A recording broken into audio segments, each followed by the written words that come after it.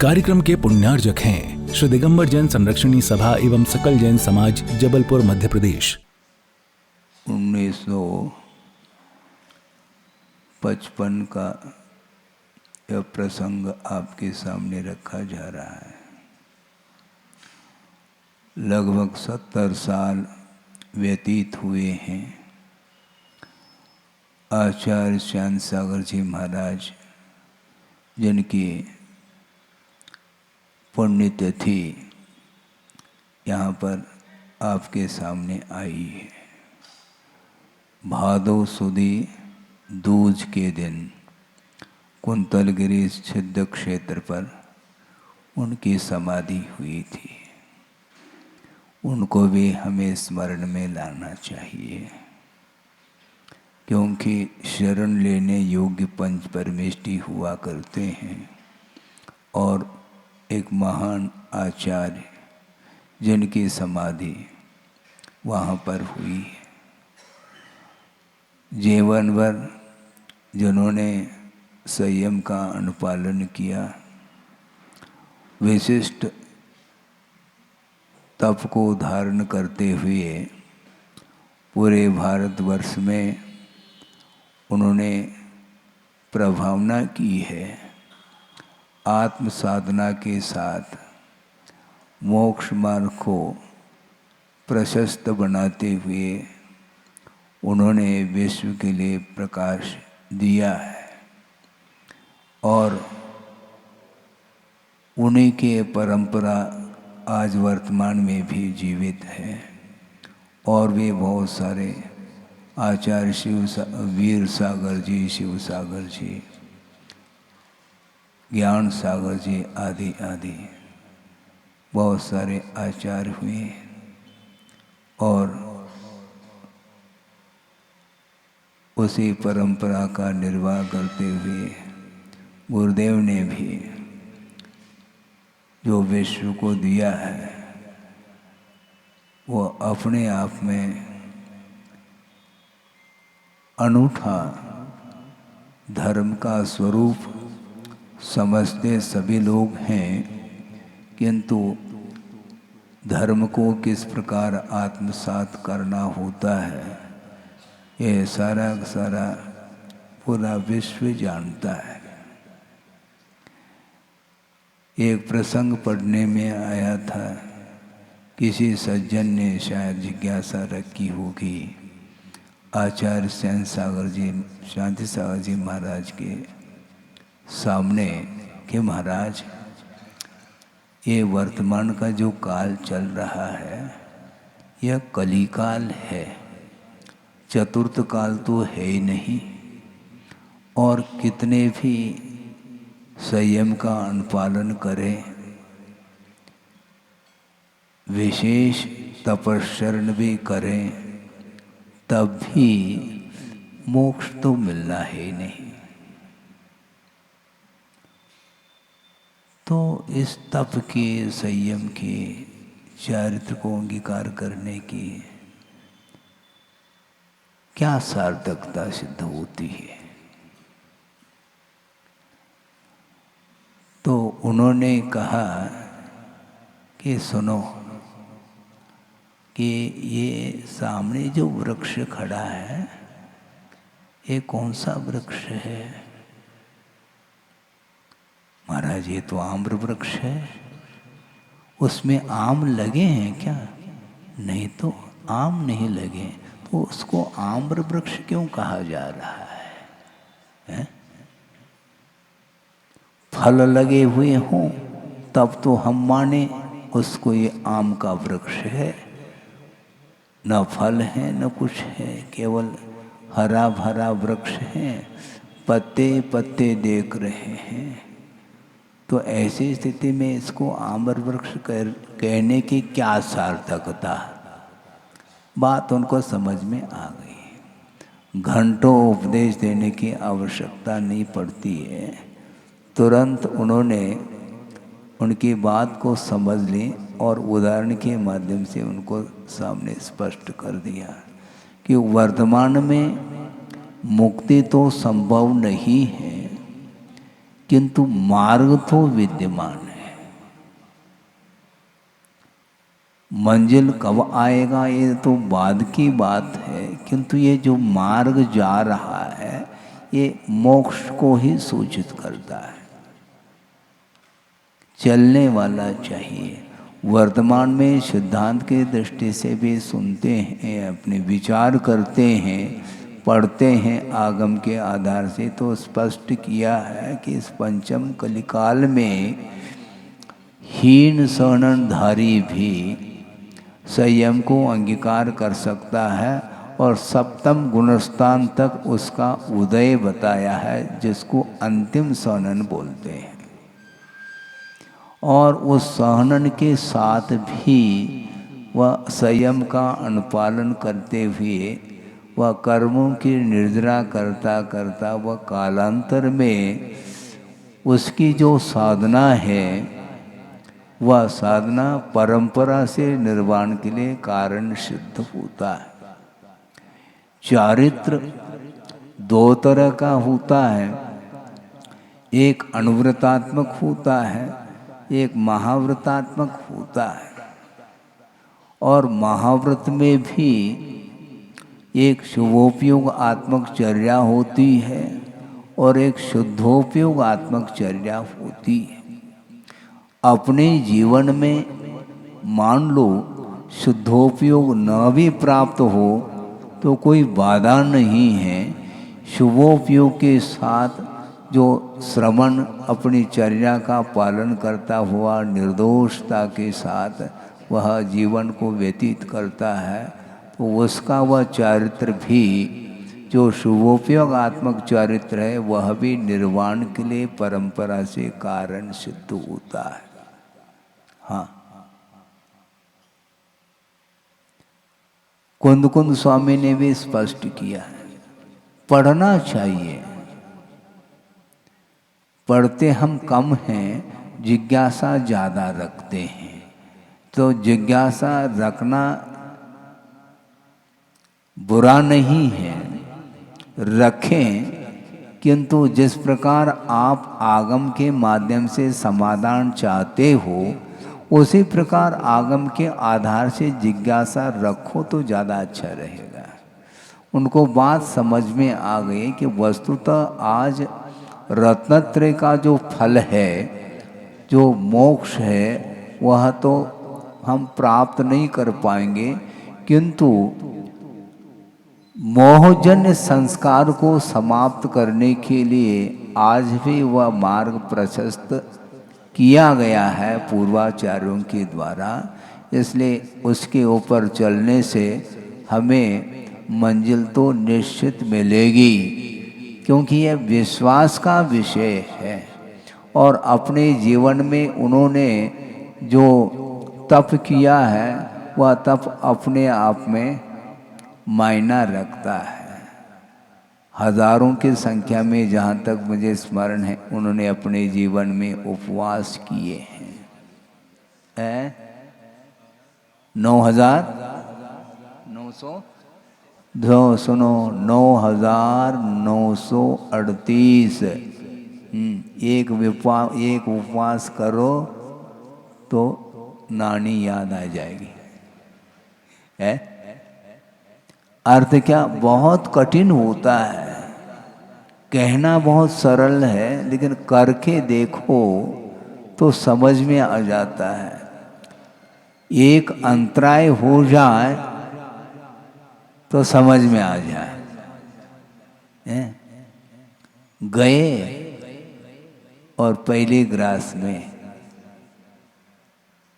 अथवा पहले अंजलि में पानी में ही आ गया मान लो, तो बस सिट डाउन, बैठ जाते। अब 24 घंटा याद नहीं करना भोजन को, प्रत्याख्यान लेते हैं।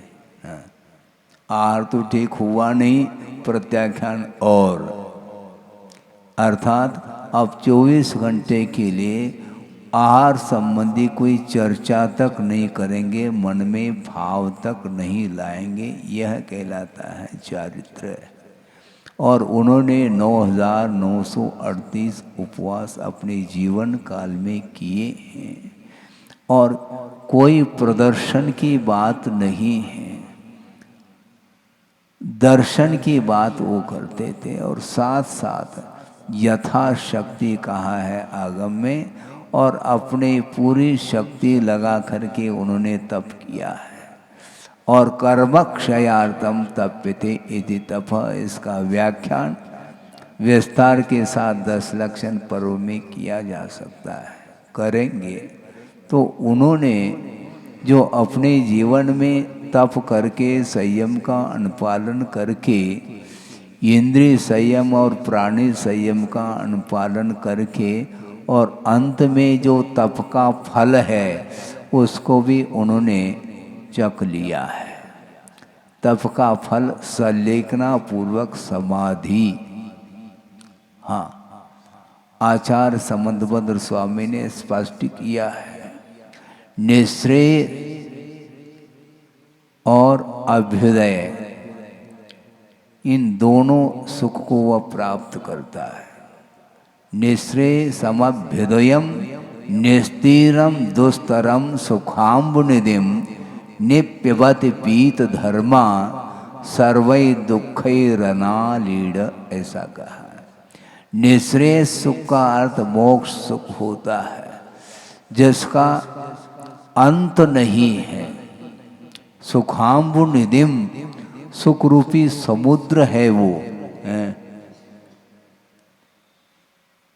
और यदि उस भव से मोक्ष नहीं भी मिलता है तो अभ्युदय सुख को प्राप्त करता है, और वह अभ्युदय सुख जो है वह इंद्रिय जन्य सुख माना जाता है, और वह अन्य किसी गति में प्राप्त नहीं होता, जो कि देव गति में प्राप्त होता है। सागरोपम आयु तक वह बिना किसी प्रतिकार के, क्योंकि वासना वहाँ पर जागृत नहीं होती है जहाँ पर अहमिंद्र आदि होते हैं सर्वार सिद्धि आदि में, तो वहाँ पर वह इंद्रियजन्य सुख उत्पन्न होता है। एक क्षण के लिए भी कोई वेदना उन्हें नहीं होती, न मानसिक वेदना न शारीरिक वेदना। इस प्रकार के दोनों प्रकार की वेदना से रहित जो इंद्रियजन्य सुख है, वह सुख भी अन्य संसारी जीवों के लिए वह दुर्लभ है। ऐसे असाधारण सुख का वो अनुभव करते हैं। ये किसका फल है? चारित्र का फल है। कष्ट सहन करना नहीं चाहता संसारी प्राणी, परिचय सहन करना नहीं चाहता। बैठे बैठे छाया में बैठे बैठे ही वह सुख को उपलब्ध करना चाहता है, वह न भूतो न भविष्यति है। तो आज उनके लिए समाधि प्राप्त करके 70 वर्ष पूरे हो गए। 1955 में उनकी समाधि हुई थी। और सुनते हैं, मुझे तो ज्ञात नहीं, कि गुरुदेव ने भी उनका दर्शन शायद 9 साल की उम्र में किया था, ऐसा सुनने में आता। ले गए होंगे, उनको ले गए होंगे। और सुनते हैं उसी समय वैराग के लक्षण आ गए थे, लेकिन उस छोटी उम्र में कौन भेज सकता है। लेकिन धीरे धीरे आगे जा कर के 20 साल की उम्र में ही उन्होंने त्याग कर दिया था गुरुदेव ने। सोचो, विचार करो। वैराग्य संसारी प्राणी को होता नहीं है। बहुत सारे वैराग्य के लिए निमित्त मिल सकते हैं, मिलते हैं। इसके उपरांत भी ये वैराग्य उत्पन्न होना ये दुर्लभतम वस्तु है। राग के लिए तो कदम कदम पर सामग्री मिलती चली जाती है और उससे वह आकृष्ट होता चला जाता है, किंतु अनंत बार इन विषयों का उपभोग करने के उपरांत भी इसमें कोई सार नहीं है, ऐसा भाव उत्पन्न होना यह बहुत दुर्लभतम वस्तु है। फेन पुंजे थवा रंभा स्तंभे सार प्रतीयते शरीरेन मनुष्याणाम दुर्बुद्धे विद्य वस्तुतः। आचार्य कह रहे हैं फेन पुंजे, फेन समझते हैं, फेन का अर्थ क्या होता है? झाग होता है, उसमें सार प्रतीति में आ जाए, अतिशयोक्ति के रूप में कहा जा रहा है।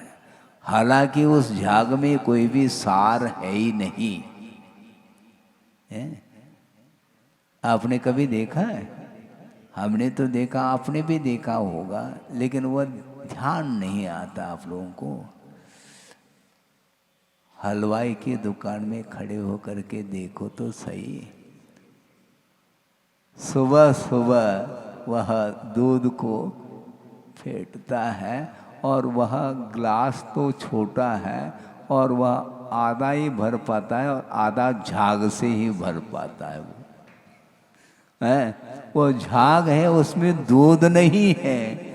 दूध तो आधा ग्लास है और आधा ग्लास झाग से भरा है और आपको दे रहा है जैसे फुल जो है ग्लास भरा हुआ दे रहा हो, है ही नहीं। तो उस झाग में कोई सार है क्या? है ही नहीं। उसमें भी सार प्रतीति में आ सकता है, संभव नहीं, लेकिन फिर भी आचार्यों ने कहा है फेन पुंजे अथवा रंभा स्तंभे सार प्रतीयते। रंभा स्तंभ का अर्थ है केले का वृक्ष, केले का पेड़। केले में तो सार मिल सकता है, लेकिन केले का जो पेड़ है उसके पर्त निकालते ही चले जाओ, उसमें कोई भी सार दिखाई नहीं देता। इसके बाद भी इसमें सार प्रतीति में आ जाए। हाँ, फेन पुंजे थवा रंभा स्तंभे सार प्रतीयते शरीरेन मनुष्याणाम दुर्बुद्धे विद्य वस्तुतः। ये मनुष्यों का जो शरीर है, इस शरीर में कोई सार नहीं है। इसके बाद भी इसको अलंकृत करने के लिए, इसके पोषण करने के लिए न जाने कौन कौन से वस्तुओं का इस्तेमाल करता है? जीवन भर इसको खिलाता पिलाता नहलाता सब करता है, उसके बाद भी इसका जो स्वरूप है उस स्वरूप से वह वंचित है, उसके स्वरूप को जान ही नहीं पा रहा है। कैसा कर्म का उदय है, बड़ा विचित्र है कर्म। इसी को बोलते मोह कर्म है। द्रव्य कर्म, भाव कर्म और नो कर्म। द्रव्य कर्म का अर्थ ज्ञानावरणादिक जो कर्म है, जिसका आत्मा के साथ संबंध हुआ है अनादिकाल से, वह द्रव्य कर्म माना जाता है। भाव कर्म का अर्थ उस कर्म के उदय से जो रागादिक भाव होते हैं उनको भाव कर्म कहा।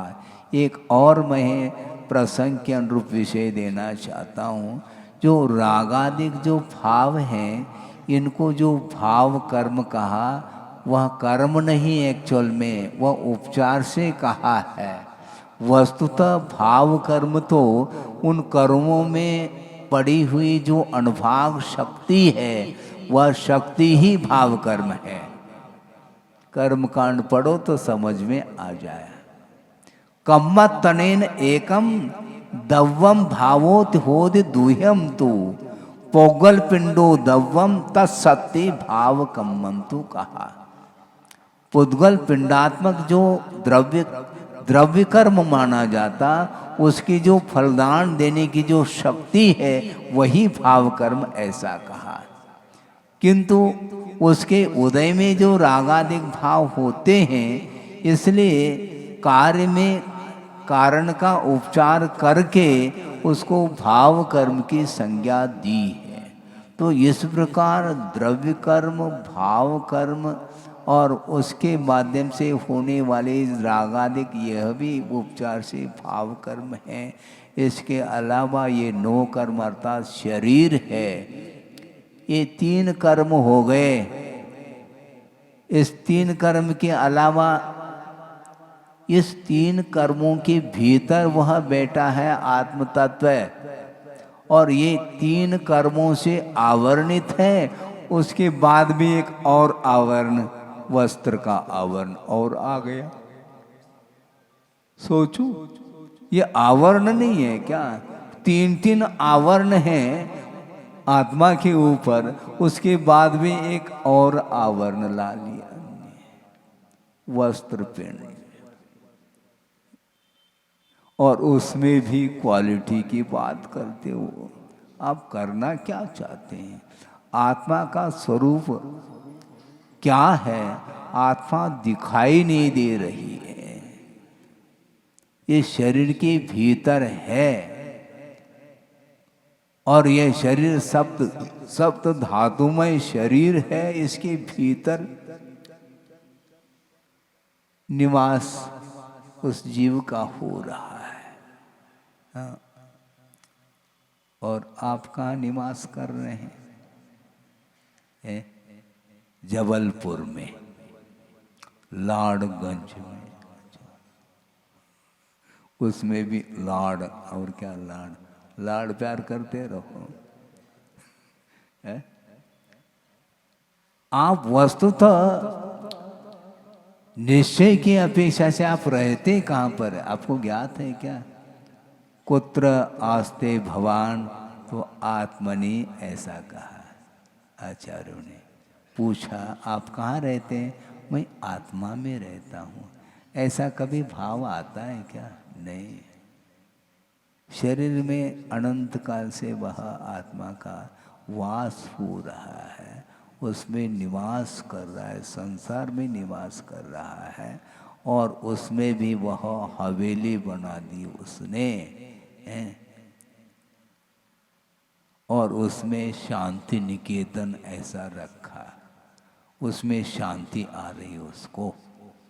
अब बोलो, काय में शांति आती है, आत्मा में शांति आती नहीं इसके लिए। हाँ। और भवन बना लिया, और 3 भवन में रह रहा, उसमें तो सभी रह रहे हैं। 3 लोक में तो सभी जीव रह रहे हैं, किंतु एक अलग रूप से भवन बनाना है, बनाओ। लेकिन भवन यहीं रह जाएगा और ढह जाएगा, और आप उसको छोड़ करके चले जाएंगे, और यह शरीर भी यहीं रह जाएगा। और आत्मा कहाँ पर जा कर के उत्पन्न होती है, इसके बारे में बार बार चिंतन मनन करना चाहिए।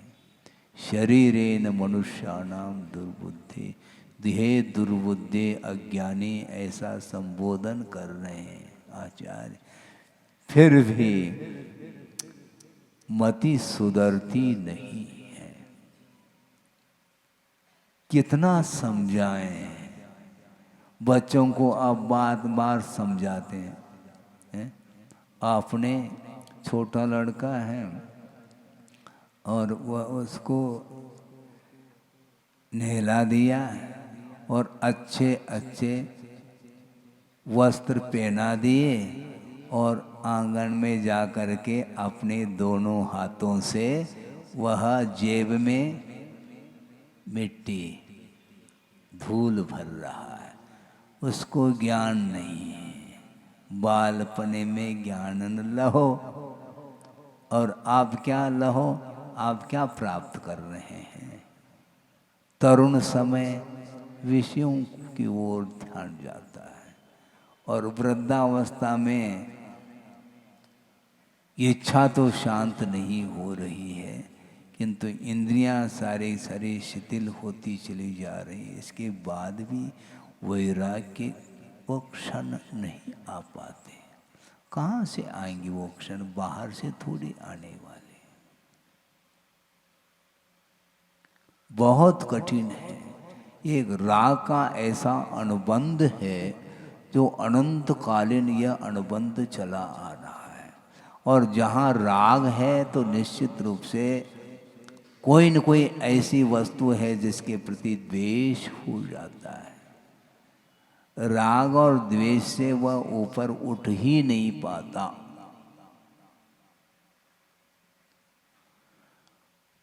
वस्तुतः आचार्यों ने ये कहा है किसी के प्रति भी द्वेष नहीं करना चाहिए, न राग करना चाहिए।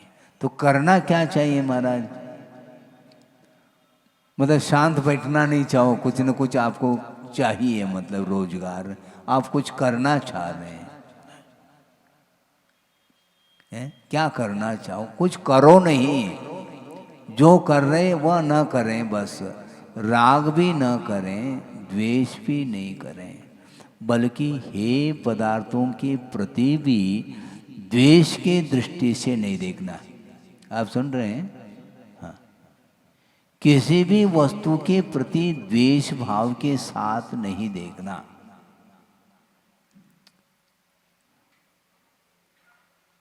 मिथ्या दृष्टि है, उसके प्रति भी द्वेष भाव नहीं रखना। यदि उसके प्रति द्वेष भाव रखोगे तो तुम्हारे द्वारा उसका कल्याण नहीं होगा, पक्की बात है। क्योंकि धर्म श्रवण कराया जाता है तो केवल सम्यक दृष्टि को ही सुनाएंगे क्या? धर्म श्रवण मिथ्या दृष्टि को नहीं। मिथ्या दृष्टि के लिए भी उसी के लिए धर्म श्रवण विशेष रूप से कराया जाता है। धर्म का स्वरूप क्या है, उसका मर्म क्या है, उसको बताया जाता है, क्योंकि वह अज्ञानी है। मिथ्यात्व के कितने भेद किए हैं? 5 भेद। वैसे तो 2 भेद हैं, एक ग्रहित मिथ्यात्व होता है, एक अग्रहित मिथ्यात्व होता है। इस दृष्टि से 2 भेद किए हैं, अथवा दूसरे तरह से 5 मिथ्यात्व के भेद किए हैं। एकांत मिथ्यात्व, विपरीत मिथ्यात्व, संशय मिथ्यात्व, वैनयिक मिथ्यात्व और अज्ञान मिथ्यात्व। ये 5 मिथ्यात्व है। इन 5 मिथ्यात्व में भी सबसे यदि उसको किन शब्दों में कहें, जिसको समाप्त करना अत्यंत कठिन हो जाता है, वो कौन सा? एकांत मिथ्यात्व। एकांत पकड़ करके चलता, वह स्वीकारता नहीं, वह स्वीकारता नहीं। शायद आपके सामने ये बात रखी होगी, फिर से आपको ध्यान दिलाना चाहता हूँ। गुरुदेव ने कहा था कि वो यह प्रसंग कब कहा था? 83 में, ईस्वी में चातुर्मास चल रहा था, उस समय उन्होंने इस प्रसंग को रखा था। अनेक प्रकार के काव्य होते हैं, उसमें एक काव्य का नाम है खंडन खाद्य काव्य। हाँ, खंडन करना ही उसका खाद्य सामग्री है, ऐसा काव्य है। इसका अर्थ क्या हुआ? इसका अर्थ यह है, कोई हम कहें तो सामने वाला कहता है ऐसा नहीं।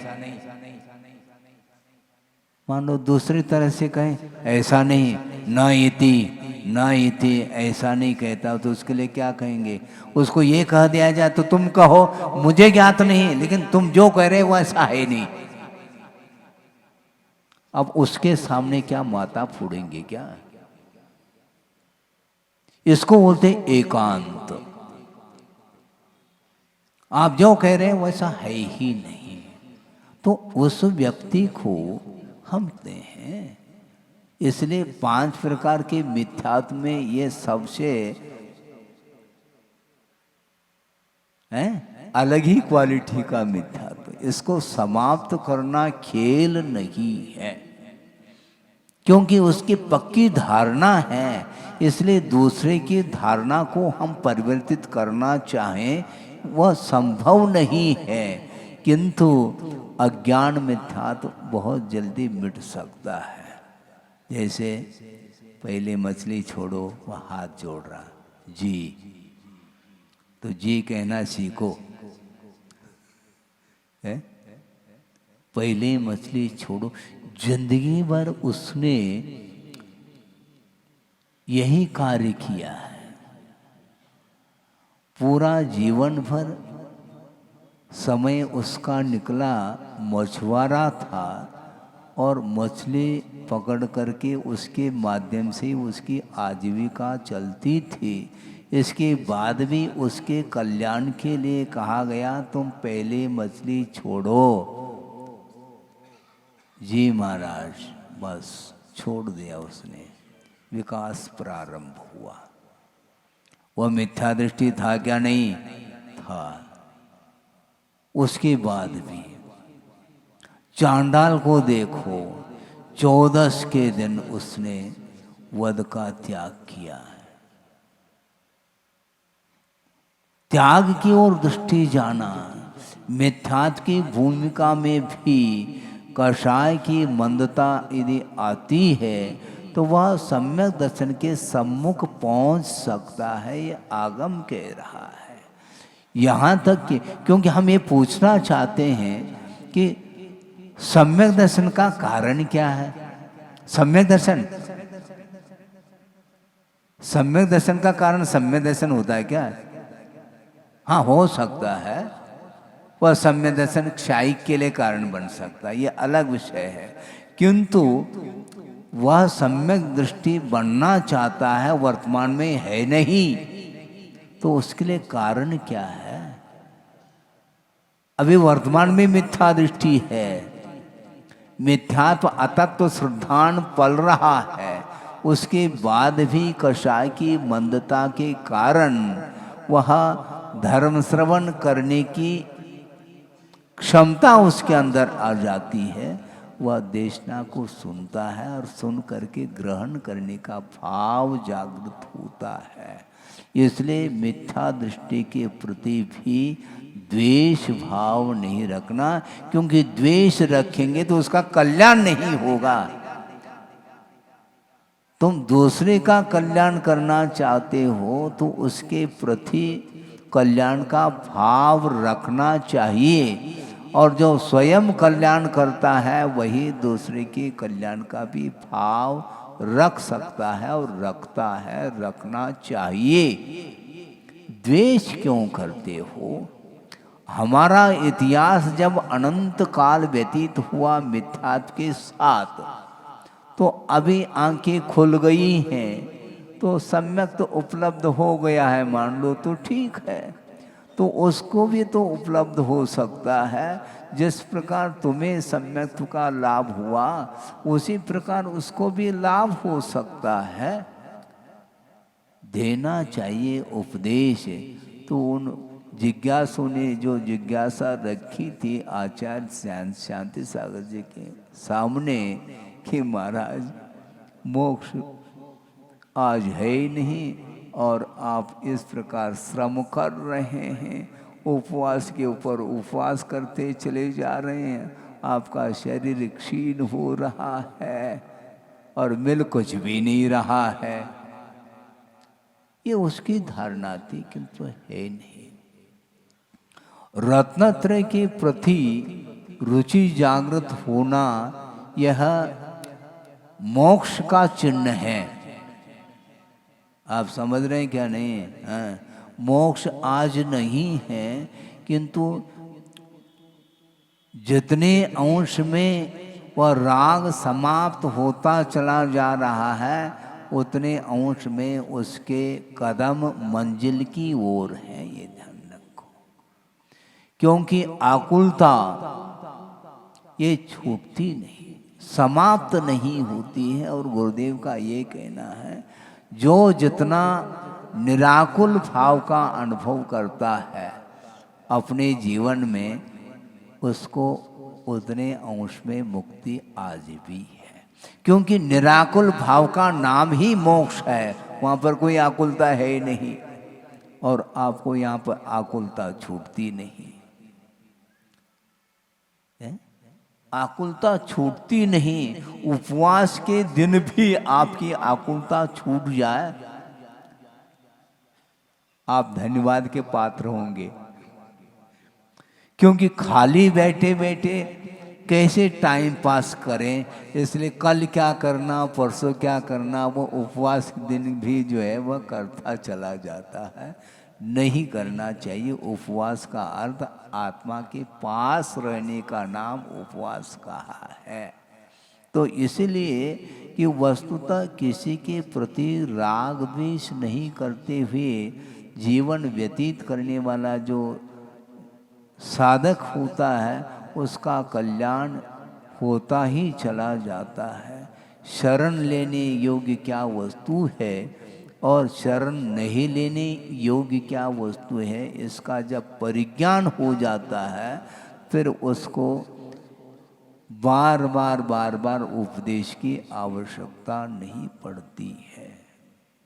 उपदेश देने के लिए देने वाले देते चले जाते हैं, आप सुनने वाले सुनते चले जाते हैं, किंतु उद्देश्य को भूलना नहीं चाहिए। सोचो विचार करो, आचार्यों की दृष्टि किस ओर जाती है। कोई ये भी कह सकता है आज मोक्ष तो है नहीं और स्वर्ग भी कहाँ तक पहुँच सकते हैं, 16वें स्वर्ग तक। सुनो, आज नहीं सही, सोनन के हिसाब से जहाँ आज पंचम काल में भी हाँ इनको, तो आप लोगों के मन में यह विकल्प आ सकता है कि महाराज 16 स्वर्ग के ऊपर तो कोई जा ही नहीं सकता, चाहे वह 2 प्रतिमाधारी हो श्रावक, चाहे वह श्रमण हो, दोनों को वहीं तक पहुंचना है। तो ये क्यों निष्प्रयोजन इतना तप करें हम। मतलब आपकी दृष्टि में स्वर्ग ही है, मतलब मोक्ष नहीं जाना है।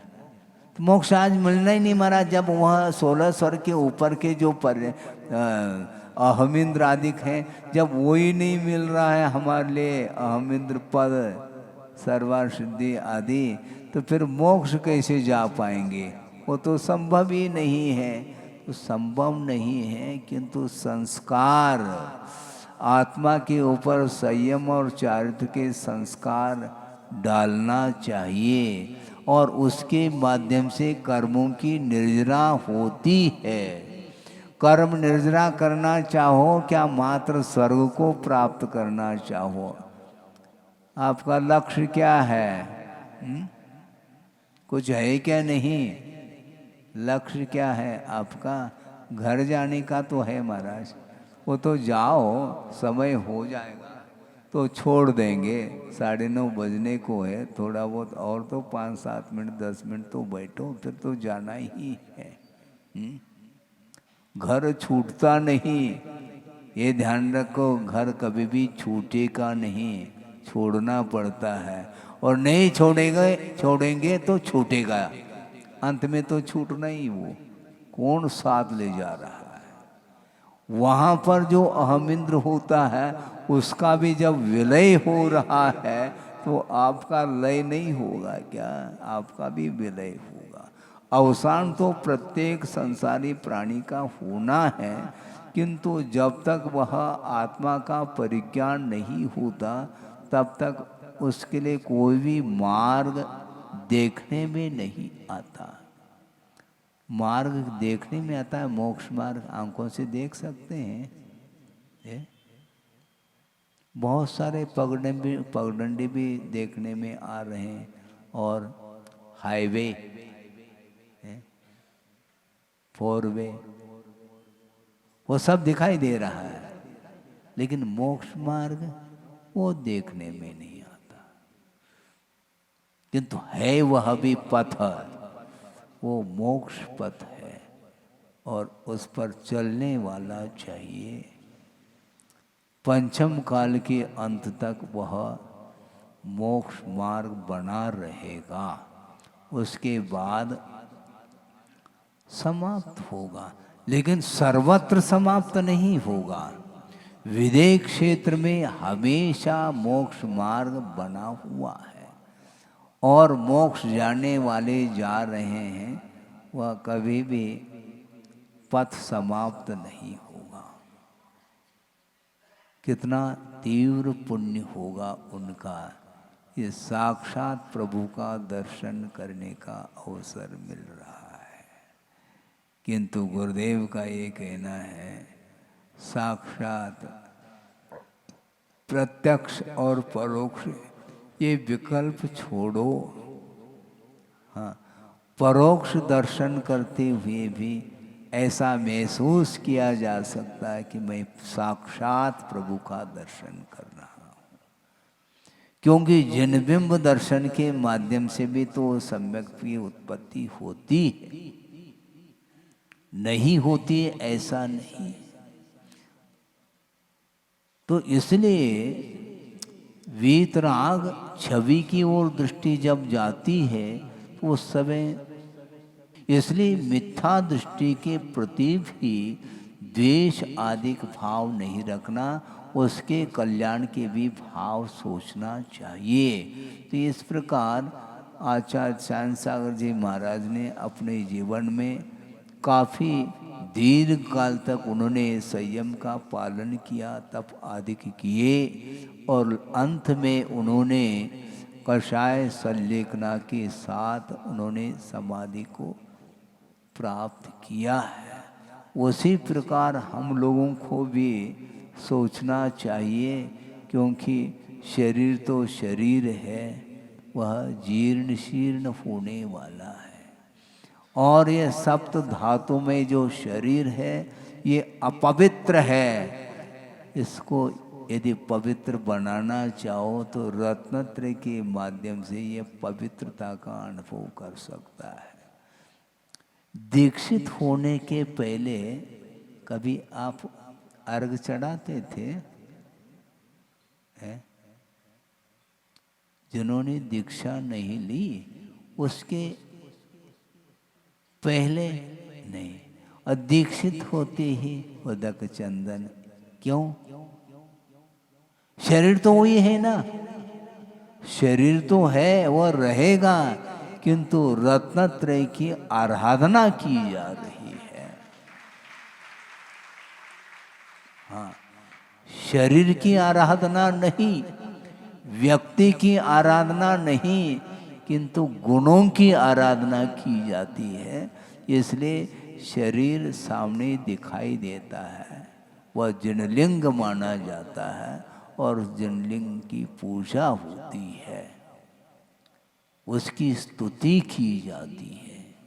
हाँ, इसको समझना चाहिए और अपने जीवन को खोना नहीं चाहिए। एक समय जो है ये हमारे लिए बहुमूल्य है, बहुत मौलिक समय है। जीवन को जितना समय आप संयम के साथ इस जीवन को गुजारोगे, उतना ही आपका मंजिल पास आने वाला है। यदि मंजिल को प्राप्त करना चाहो तो शरीर के प्रति जो ममत्व भाव है उसको छोड़ देना चाहिए।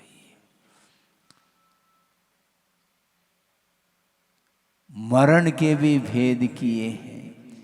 बाल बाल मरण होता है, बाल मरण होता है, बाल पंडित मरण होता है, और एक पंडित मरण होता है, और एक पंडित पंडित मरण होता है। बाल बाल मरण का अर्थ क्या? जो अज्ञानी का मरण है, मिथ्या दृष्टि का मरण है, वह बाल बाल मरण माना जाता है। और बाल मरण का अर्थ अविरत सम्य दृष्टि का जो मरण है वह बाल मरण माना जाता है। अनुवृत्ति का जो मरण होता है वह बाल पंडित मरण, और महावृत्ति का जो मरण होता है वह पंडित मरण है। और जो जिनेन्द्र भगवान हैं, कौन अरहंत परमेष्ठी, उनको निर्वाण का लाभ होता है, उसके लिए बोला पंडित पंडित मरण। इसलिए पंडित मरण को प्राप्त करने के लिए आपको समाधि को नहीं भूलना चाहिए।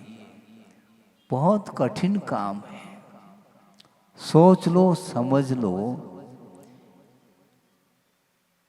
गुरुदेव ने कई बार इस प्रसंग को दिया है। उन्होंने ये कहा है कि अपने जीवन का वर्गीकरण करना चाहिए।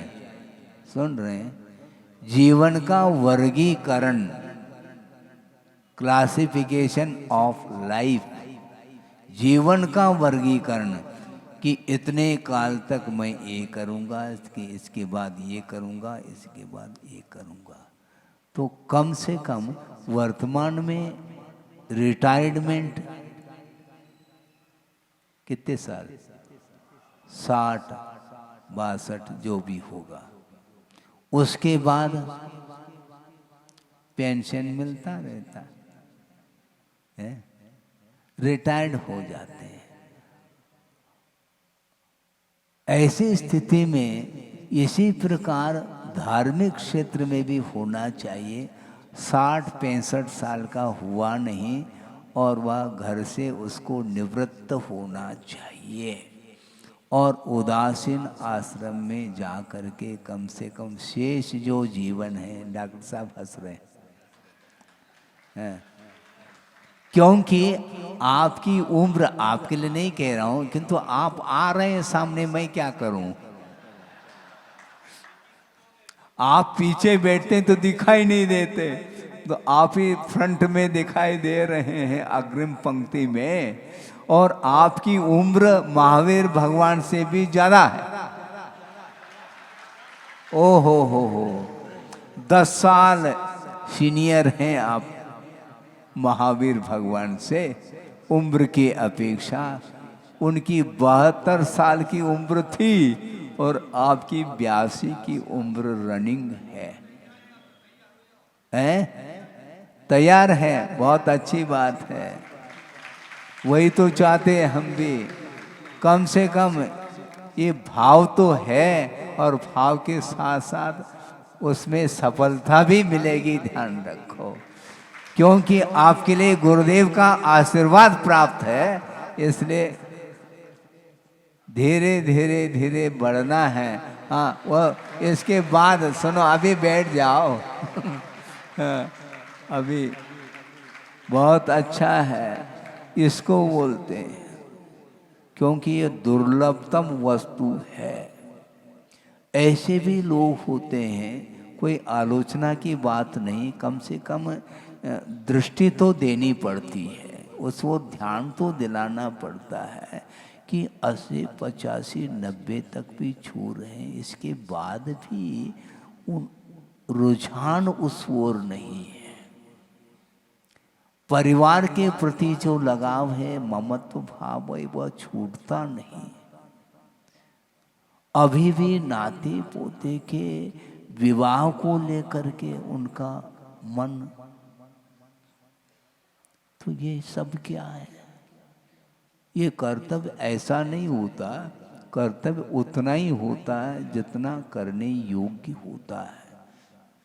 और मान लो बीच में रोग हो गया, अब रोग हो गया तो कोमा में है, तो उसको ले आते, महाराज जी इनको कुछ सुनाओ।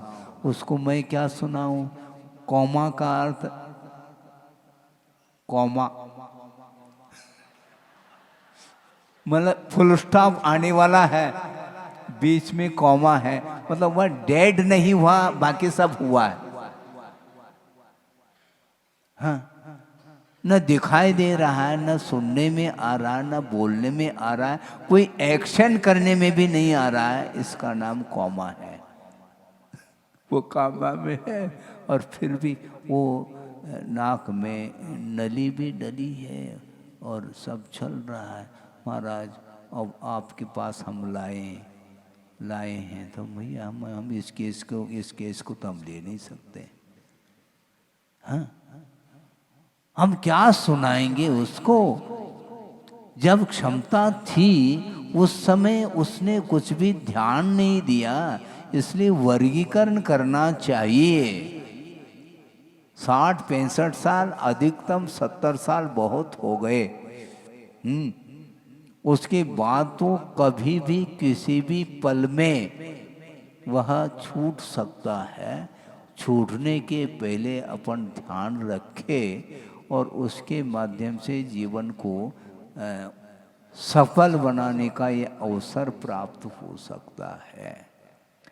आश्रम है, लेकिन उदासीन आश्रम, आश्रम ही उदासीन होता चला जा रहा है। उसमें कौन प्रवेश पा रहा है? आश्रम है, गुरुदेव ने 2-2 आश्रम बनाए हैं, और कहाँ रहते हैं? घरे है? कहाँ रहते हैं? वो आश्रम, वहाँ कोई श्रम नहीं करना, शांति के साथ अरण सिद्ध करने के लिए उपयुक्त वातावरण है। वहाँ पर कोई भी परिवार परिजन आदि नहीं आएंगे, किसी के प्रति राग मोह इत्यादि नहीं होगा, और शांति के साथ धर्म साधन करने के लिए वह उपयुक्त स्थान दिए हैं गुरुदेव ने। और अभी वर्तमान में एक साधिका आश्रम को लेकर के भी उन्होंने काफ़ी प्रेरित करके 2-4 जगह वो खुले हैं। वहाँ पर एंट्री कभी भी जा सकते हैं।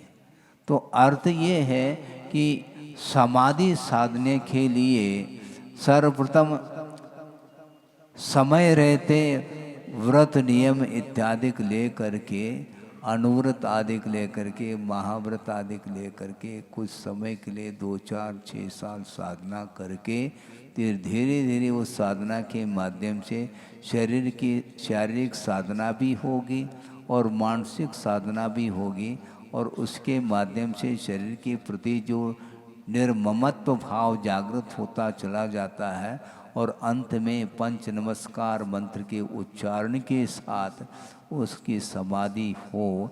एक पवित्र भाव भीतर रहना चाहिए।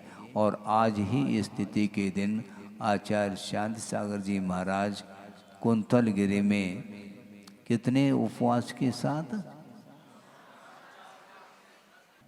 और उसके पहले से उनकी वह संलेखना चल रही थी। इस प्रकार संलेखना पूर्वक उन्होंने समाधि को प्राप्त कर लिया, और हम लोगों के लिए भी मार्ग प्रशस्त करके गए। इसी प्रकार आचार्य ज्ञान सागर जी महाराज भी, उनकी भी संलेखना अच्छी गुरुदेव ने ही कराई थी। और जहाँ तक स्मरण में 2 या 3 उपवास के साथ, 4 उपवास के साथ, और जेठ वदी अमावस्या लू लपट चलती है, और वो भी राजस्थान में है, रेतीला वह।